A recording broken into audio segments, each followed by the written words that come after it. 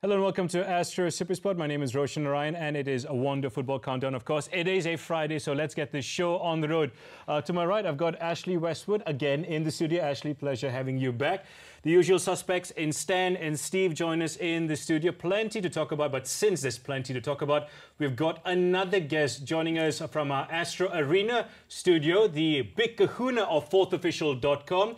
Keeshanan joins us as well. Keish, it's a pleasure having you on the show as well. Any big topics? Let's start off with maybe the likes of TMJ, FAM, the big stumbling block within the first 2 weeks. Yeah, it's been a huge stumbling block really, because he started off really well, and in his initial press conference, one of the first few announcements that he made was that Mario Gomez would be appointed as the new national team head coach, which was a big statement of intent because it came very fresh into his appointment. But obviously, within the last 1 week, that particular appointment has taken a big tumbling block. Obviously, with TMJ coming out and saying that Mario is demanding more money than he initially wanted. And Mario eventually came out and said via Malay mail that it wasn't a case of money, that it was a case of the contractual, the length of his contract, which TMJ has also come out and publicly refuted again. So it's been a bit of a on and off conversation over the last 1 week, but it has obviously put a major dent on TMJ's first week as the new FAM president. This is quite scary and noteworthy as well. So many challenges. You've got this situation, you've got the financial situation as well in terms of the money, the lack of money. But let's start off with that coach/manager position, Stan. Firstly, I would think that when he walked in, I think we spoke about it last week, he did say during the press conference on his first appointment as the president of FAM, he did say he hasn't seen the bank account. So I guess he's done the decision where 6 weeks prior that he was elected as the president, officially, he did come on his Facebook and say that this is your new national coach on Joe Saiger's page. And then it means it's a premeditated appointment, that he already had this in mind. But financially, I think you got to remember that he got sacked. Mario Gomez got sacked 2 days before the league started. And he must be getting a compensation out of that as well. So it's clearly down to money at the moment. I just think FAM, TMJ must be shocked with what the bank balance, whatever the bank balance is at FAM, that perhaps at the moment they can't afford to pay what Mario Gomez is asking. I don't even know whether it's more or it's less. But even on paper, what they need to pay him off at the moment, if he is to join as the national coach, I don't think they have enough to pay him. Well, FAM don't have to pay him off. It's up to TMJ and Johor to pay Gomez off. And then he can settle his contract out with the FAM. It's two separate issues, this. You can't play one off against the other. You can't say, oh, by the way, you've sacked it at Johor, but we want you to be national coach and we'll come to an agreement with the monies. That doesn't work like that. And the good person right now to ask that question is Ashley. Fortunately, unfortunately, you've had your troubles with Malaysian football. How difficult is it to sort out these financial issues here in Malaysia, football-wise? I mean, as a coach, as a manager, all you want to do is go on a level playing field and not really get involved with any financial issues. I think when you do get inside the country, you do realise, you know, rumours of, you know, some players not getting paid or some coaches being sacked and not getting their monies properly. You know, there's endless stories, and it's something you don't like to hear. Like I say, you just like to go in there and you don't really think about those things until it happens to you, I suppose. As for you, Keish, I mean, I heard a good source that says that you have a little more inside information with this whole dealings with this particular manager and the club as well.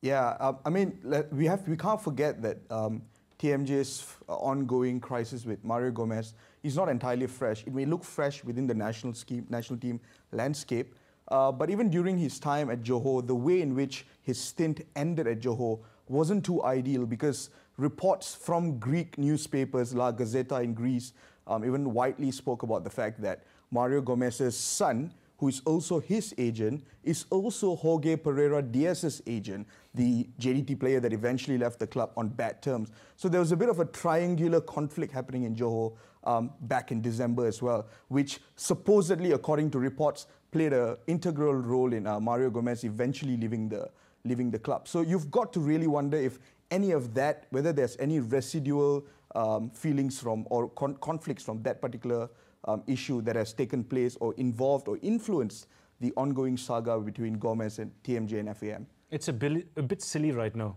It is. I mean, I would like to just bite into that. I mean, I've mentioned that about the manager being the same manager for Diaz, and Mario Gomez's son is his own manager as well. You got to remember that Mario Gomez did come from South China. I think we were just having this discussion with Ash. At that point, there was a lot of problem happening at Johor with Boyan Hodak and Luciano Figueroa and Diaz. And again, with the removal of Diaz early season comes the removal of Mario Gomez. And it happened again. It's the same scenario, isn't it? Last season when they had issues, they got rid of the manager. This season, again with Diaz, and they got rid of the manager. So just coming down to it, it could have implications, and it has had implications with Mario Gomez now. We don't know who's speaking the truth. I would say perhaps the MJ would be speaking the truth because he's dealing with the money. Mario Gomez at the moment, he just wants probably either to be the national coach with more money, but he also wants his compensation from Johor. It's as simple as that, because he's been sacked 2 days before the season. Why shouldn't he? If chairman, owners, call them what you will, want to sack a manager, I'm not for sacking managers throughout or during or before a season. You do it at the right time. If you're prepared to sack a manager or a coach, then you should be prepared to pay him all of what he's owed. All bar none. No negotiation. This is your contract. Pay you up straight away. But actually, it's not as black and white as Steve has mentioned it here. I mean, we've had so many managers. Example, Steve Darby, who took forever to get his pay from Kelantan. There are reports out there in the media. If you were from the outside looking in, knowing what you know right now, would you have come to Malaysia and managed Penang? I mean, you never try not to have too many regrets in football, to be honest. You know, you just take everything as experience. You know, whatever happens, you know, you grow stronger. You use that as to, you know, mould your decision making in the future. So, you know, sometimes to be experienced means you have to go through bad experiences as well. So for me, I'll never say I wish I hadn't come here, but at the end of the day, I'm the one saying I trust TMJ because I've spoken to TMJ last year at some stage, and what he did say and what he does, he pays his players. He knows that lots of clubs don't pay their players. Now, you've got to deal in trust in football. Someone's got to trust you in order to get the best out of you as a footballer. And I believe the players at Johor do trust him. And he's the one that will say, I will pay. And I will go further than that. I would say that if there's one man in Malaysian football for a long time who actually knows the most important product in a football, which sometimes in Malaysian football could be grey area, it's a no-brainer. It's the players. And he's always been a player's man, whether it's an owner. He wants them to be steady. He wants them to go into the pitch just only bothered about a football match. Everything around them is sorted, stable.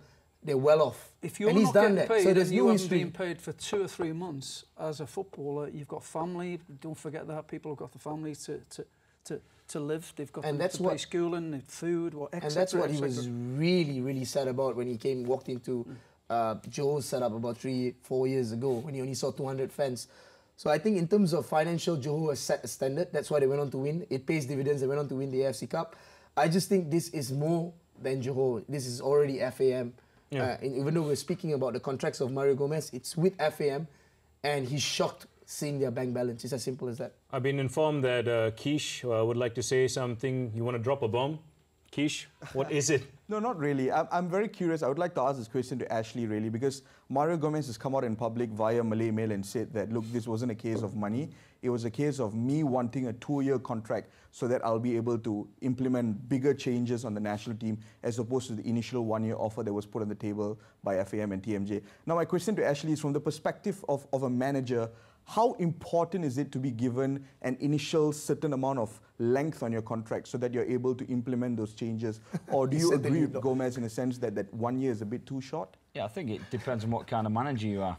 You know, if you're going in and you're a club with a massive budget and you can make an immediate impact because you can go out and buy the best players, then your length of contract probably won't be as important. But if you're at a club that's not got a great budget and you're going in there to try and put, you know, systems into place and you're trying to change mentality and culture, then obviously you're going to need longer because your methods take time to, you know, come to fruition, if you like. But at the same token, Keish, contracts are not worth the paper they're written on. Everyone's getting sacked around us. So the point being, you can have a 5-year contract, get sacked after 12 months. Will they pay you is the issue here. If they want to sack you and you've got a 2-year deal, make sure they pay your 2-year deal up. That's the only thing I'm concerned about. Or whatever you agree before or whatever you your contract agreement is, pay your contract up. So 5 years, 10 years is not worth the paper it's written on. And you've got to believe that over the time I've been in football, trust me, doesn't matter. Contract don't really matter. It is a huge setback. Firstly, Roshan, I would say huge setback because that's the biggest change. Because people have been asking for change. I think the biggest change is TMJ accepting the job. I think you got to say thank you to him as the panel because it's not an easy chalice. It's almost a poison chalice to take up. But that's how tough the job is. It's 30 years of mistakes done, some right, but mostly wrong, and he needs to fix it. It's not going to happen overnight. Yeah. And on the first week itself, he already faces the hardest battle because the biggest thing, like Ashley said, the biggest thing that he said when he did the press conference was he's changing the national coach. And now we don't have a national coach at the moment because Mario Gomez is gone. If it was easy, anybody would like to take up the job. Another thing which he mentioned was the fact that it could have been misunderstood. It was the fact that there's no money in the FAM. 40 million in debt. That's what a lot of people think. What's the actual fact, though? I don't think TMJ said that there is 40 million missing. I think it's massively interpreted, wrongly interpreted, because I think what he said is he needs 40 million. The setup for the national side, the coaches, that's the biggest reason now he can't get the coaches in because they don't have money. He did say in the same sentence that he doesn't know where all the money has gone, but he doesn't know how much because he hasn't got, and he doesn't want to go back. He said it's going to take a lot of time. He doesn't want to waste time on finding out who's the culprits, where's the money gone, where has it disappeared, but he wants to move forward. He needs sponsors to come in. He needs to sort out the broadcasting rights in order to move forward. So I don't think he did say that there's 40 million missing. He just said he needs 40 million for the next season to run FAM. Keisha, you recently covered this statement that was passed by TMJ, of course, which is less than 7 or 8 days ago. What was actually said and what is actually going on to the best of your knowledge? Obviously that he has gone, upon his appointment, one of the first few things he said was he was going to bring in auditors to instantly audit FAM's accounts and go through the list of financial decisions that they have made over the last few years as well. And within a week, he has come out in public and said that they're short of 40 million ringgit approximately, which is also, as Stan pointed out, the amount of money he needs to sort of revamp the national team and run it even efficiently.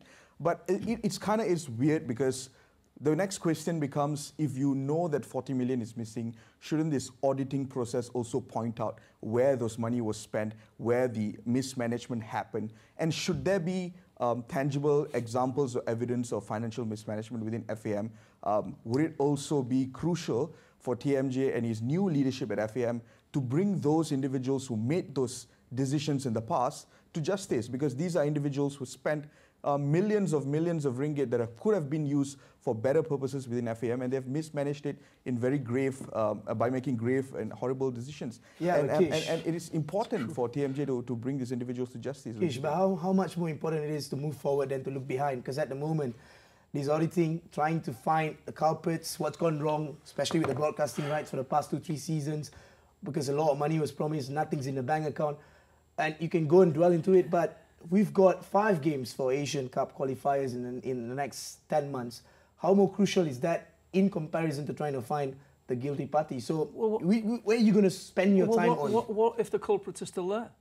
Oh. What if being a problem, and it's history that tells you that the culprits are still at that FAM, at that organisation? Yeah, then you need to find out the culprits and you need to get them out. That's going to happen over time, isn't it? If they are there, under the regime. You just said he's saying he's not looking back. He's going to look forward. He's not going to waste his time looking back. Surely he's got that many people who can look back for him. He can go through the due process and he can get on with the future, rebuilding FAM. At the moment, they're actually short-handed because they don't even have money to run with the current amount of employees. They've sacked 20 employees, have to find out, they're not really having a lot of people. You have to find out where the cancer is and if it's still there. What happened to it? But if it's still there, and can we change it and can we move on? But you should think... Sorry, gentlemen. Hold on. Kish, you have an update for us. Yes. I mean, I disagree, Stan. I think while we need to move forward with all the positive changes that TMJ want to implement, I don't think that's mutually exclusive from being able to still go back to the past and identify the culprits and the mistakes, as Steve pointed out, and bring these individuals to justice. Because there are 2 things. Justice is number 1, but I think more importantly, it also goes down to the message that TMJ wants to send out to the public, that you can't get away with mismanaging funds within FAM. If you let these individuals get away with it, then what are the odds of it happening again in the future, even under the purview of TMJ when he's not entirely looking or focusing on a specific aspect of the management? So I think from a standpoint of being just, you've got to bring these individuals to justice. And I disagree. I don't think that you can only focus on one. You can do both. You can still push forward on the positive aspects of Malaysian football, but at the same time, you can still work towards identifying individuals who are responsible for failures. And we're talking about failures that has lasted for 30 years, Stan. And it's incredible, really, how everyone has just been able to get away with it. Stan, hold on. Ashley, are you surprised at the statement that a national organisation, compared to the FA, saying there's no money there? Yeah, I mean, it's not. There's big consequences of that as well, I think, because a lot of the Super League clubs are old money as well, and they've accounted for that in their budgets. So, you know, the ripple effect is huge. But to be mismanaged and obviously have all these problems, obviously you don't want to hear it. You just want to concentrate on football when you're in football. But unfortunately, there's all kinds of things happening behind the scenes. Exactly. When the clubs don't get played, players don't get played. They need to pay bills, take care of their family, and there's going to be individuals who are going to take advantage of the situation.